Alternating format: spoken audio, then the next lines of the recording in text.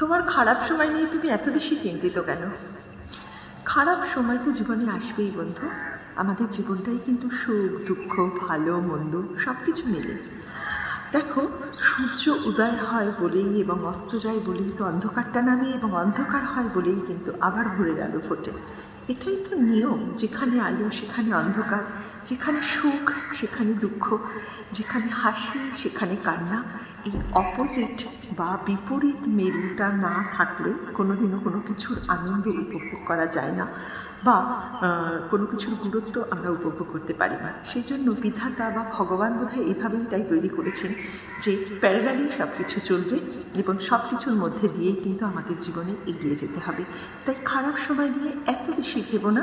তোমার খারাপ সময় এখন আছে, ভালো সময়ও তোমার জন্য অপেক্ষা করছে, অবশ্যই আসতে বাধ্য। খারাপ থাকলেই ভালোও থাকবে তার পাশাপাশি। তাই চিন্তা করো না, নিজের কাজ নিজে করে যাও।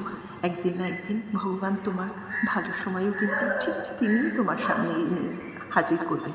কোনো চিন্তা নেই, শুধু সৎ হয়ে একজন সৎ ব্যক্তি হিসাবে নিজের জীবনটা সুন্দর করে কাটাও এবং নিজের যে দায়িত্ব কর্তব্য সেগুলো সুন্দর করে পালন করো। আর বাকিটা করার জন্য উপরে উনি বসে আছেন, সব করে দেবেন।